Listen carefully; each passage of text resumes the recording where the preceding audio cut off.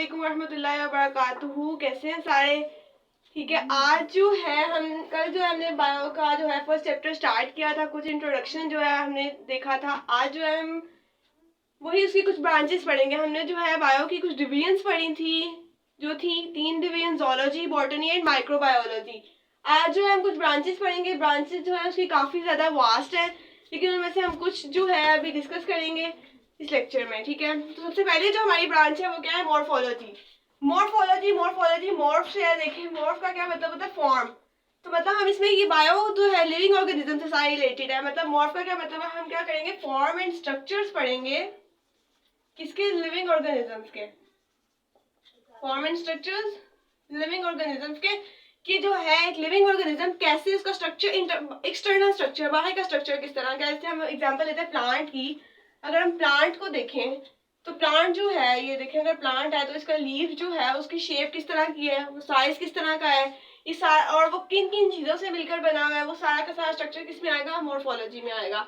ठीक है, तो अब आगे चले एनाटॉमी। एनाटॉमी क्या है? एनाटॉमी में हम पढ़ते हैं इंटरनल स्ट्रक्चर। एक लिविंग ऑर्गेनिज्म का कौन सा स्ट्रक्चर? इंटरनल स्ट्रक्चर, अंदरूनी स्ट्रक्चर जो होता है वो क्या होता है? एनाटॉमी में पढ़ते हैं। इंटरनल स्ट्रक्चर क्या होता है? क्या हम एग्जांपल लेते हैं एनिमल्स की। ठीक है, अब उसमें हमारी बॉडी में लिवर, लंग्स, हार्ट, ये सारे के सारे ऑर्गन्स हैं। तो ये क्या है? सारा का सारा हमारा क्या है? इंटरनल स्ट्रक्चर है। सारा का सारा हमारा इंटरनल स्ट्रक्चर है। और ये किस में स्टडी करते हैं? हम एनाटॉमी में स्टडी करते हैं। सारा हम एनाटॉमी में स्टडी करते हैं। अब हम आते हैं सेल बायोलॉजी में। सेल बायोलॉजी क्या है? सेल से रिलेटेड हम देख सकते हैं सेल। तो सेल और सेल से रिलेटेड क्या होती है? सेल में क्या होती है? ऑर्गेनेलीज होती हैं। तो वो ब्रांच जिसमें हम सेल और सेल की ऑर्गेनेलीज को स्टडी करते हैं कि उनका स्ट्रक्चर क्या है, उनका फंक्शन क्या है, मतलब हमारी बॉडी में क्या फंक्शन परफॉर्म कर रही हैं, वो सारी की सारी हम सेल बायोलॉजी में पढ़ते हैं। उसके बाद आया था फिजियोलॉजी। फिजियोलॉजी फिजिक्स से रिलेटेड है। और फिजिक्स क्या होती है? फिजिक्स क्या होती है? किसी चीज का फंक्शन। तो मतलब हमारी फिजियोलॉजी में हम पढ़ेंगे कि वो बायो की ब्रांच जिसमें हम लिविंग ऑर्गेनिजम्स का फंक्शन, डिफरेंट पार्ट्स के फंक्शन, मतलब एक लिविंग ऑर्गेनिज्म है उसके different parts of function perform कर रहे हैं, वो किस में होगा? फिजियोलॉजी में होगा। जैसे कि हम देख सकते हैं कि लिविंग ऑर्गेनिज्म, जैसे अब हमारे पास हम अपने देख सकते हैं मसल्स जो है हमें क्या फंक्शन परफॉर्म कर रहे हैं। ठीक है ना, और भी डिफरेंट ऑर्गन्स भी देख सकते हैं, और डिफरेंट पार्ट ऑफ बॉडीज जो है वो क्या फंक्शन परफॉर्म कर रही है, वो क्या? फिजियोलॉजी। उस क्या किससे रिलेट है? फिजिक्स से रिलेट है। अब हम नेक्स्ट ब्रांच की तरफ चले तो वो है genetics. Genetics, this is related to genes. And what is genes? Genes क्या होती है? जिसमें हमारी इंफॉर्मेशन होती है, मतलब करेक्टरिस्टिक्स। और ये किसमें होती है? Inheritance. And what is inheritance? मतलब इनहेरिटेंस वो है वो करेक्टरिस्टिक्स, वो खसूसियात जो which is transmission from one generation to another, generation to generation.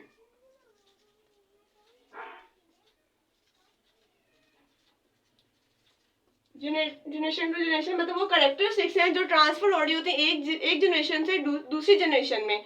मतलब अगर हम देखें एक बच्चे का कलर, आईज का कलर जो है वो ब्लैक है या ब्लू है, और उसके फादर का कलर भी ब्लू है, आईज का कलर, तो मतलब वो जो है वो क्या है? इनहेरिटेंस है। मतलब जी की वो जो है वो एक अबाव अजदाद से चलती हुई आ रही है कि अगर उनकी भी आईज का कलर ब्लैक है तो उसका भी ब्लैक है।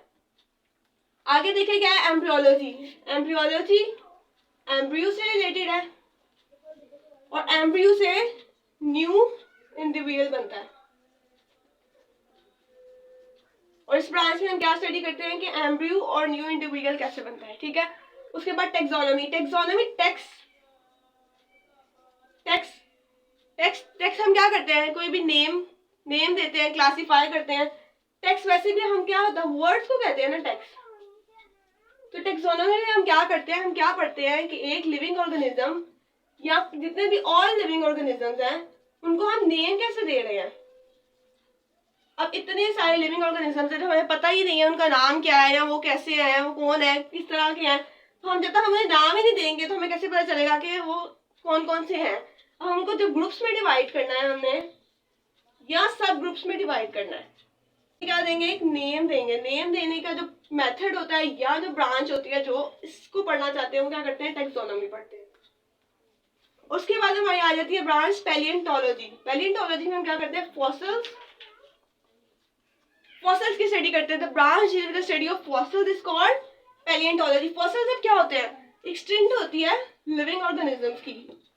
एक्सटिंक्ट लिविंग ऑर्गेनिजम्स, एक्सटिंक्ट मतलब वो लिविंग ऑर्गेनिजम्स जो खत्म हो चुके हैं, जो मर चुके हैं, मतलब वो लिविंग ऑर्गेनिज्म जो स्पीशीज इनकी खत्म हो चुकी है, वो दोबारा जो है अब उस तरह के जानवर नहीं है या उस तरह के प्लांट्स नहीं है हमारे पास, और वो एक फॉसिल की शक्ल इख्तियार कर लेते हैं। तो वो उनकी स्टडी जो होती है पैलियंटोलॉजी में आती है। जैसे हम देखते हैं पहले टाइम्स में डायनासोर होते थे, लेकिन अब उनके क्या मिलते हैं, हमें फॉसिल्स मिलते हैं। तो वो जो स्टडी कर रहे होते हैं इन पे, वो क्या कहलाते हैं, मतलब वो कौन सी ब्रांच ऑफ स्टडी कर रहे होते हैं, पैलियंटोलॉजी। ठीक है, हमने अभी पढ़ा morphology, anatomy, cell biology, physiology, genetics, embryology, taxonomy and paleontology, कुछ ब्रांचेस पढ़ी।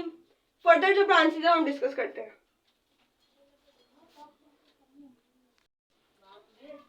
अच्छा, हमारी आगे की जो ब्रांचेस है हम डिस्कस करते हैं, क्या है, इन्वायरमेंटल बायोलॉजी। इन्वायरमेंटल बायोलॉजी में देखा कि इन्वायरमेंट और बायोलॉजी में लिविंग ऑर्गेनिज्म, तो इन दोनों का क्या है रिलेशन। इन दोनों के रिलेशनशिप को जब हम पढ़ेंगे, मतलब लिविंग इन्वायरमेंट जो है लिविंग ऑर्गेनिज्म पे कैसे इफेक्ट कर रहा है, इंटरेक्शन इन दोनों का। अब इन्वायरमेंट में जैसे एयर, वाटर या जितना भी है सारा एटमॉस्फेयर है, टेम्परेचर है, सारा का सारा लिविंग ऑर्गेनिज्म पे कैसे इफेक्ट कर रहा है।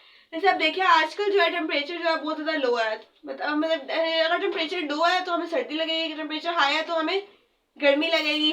इसी तरह जो है एयर, वाटर, जो सारा का सारी चीजें लिविंग ऑर्गेनिज्म पे कैसे इफेक्ट कर रही है, इनका रिलेशनशिप क्या है, वो जो स्टडी हम करते हैं वो किसमें करते हैं, इन्वायरमेंटल बायोलॉजी में। उसके बाद आता है सोशियो बायोलॉजी।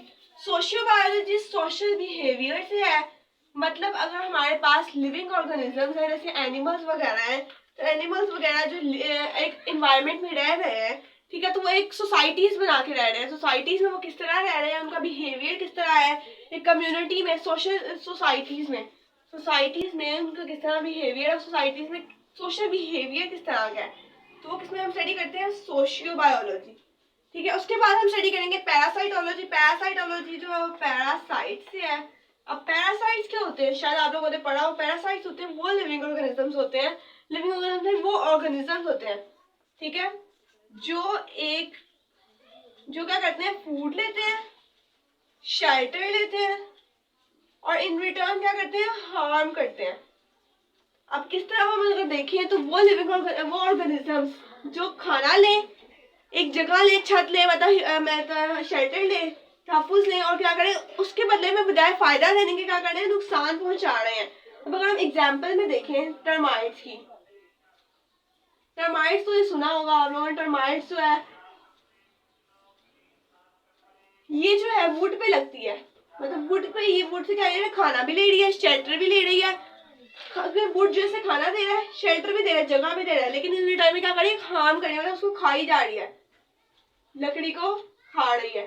ठीक है, तो ये किसी एग्जांपल है पैरासाइटोलॉजी। पैरासाइटोलॉजी जो है ये हम अगर पैरासाइट को स्टडी करना चाहते हैं तो पैरासाइटोलॉजी में करेंगे। ठीक है, और ये मोस्ट इंपॉर्टेंट शॉर्ट भी है बोर्ड के पॉइंट ऑफ व्यू से। पैरासाइट, व्हाट इज पैरासाइट, या राइट अबाउट पैरासाइट, या what is parasitology and right about parasite, ये सारे के सारे जो है शॉर्ट क्वेश्चन के लिए इंपॉर्टेंट है।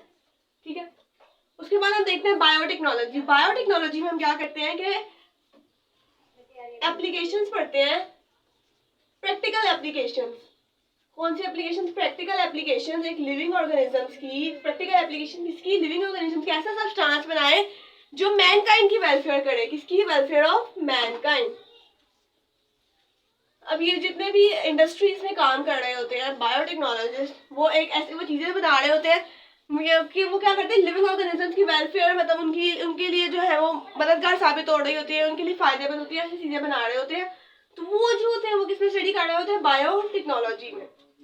उसके बाद आता है इम्यूनोलॉजी। इम्यूनोलॉजी किससे रिलेटेड है, इम्यून सिस्टम।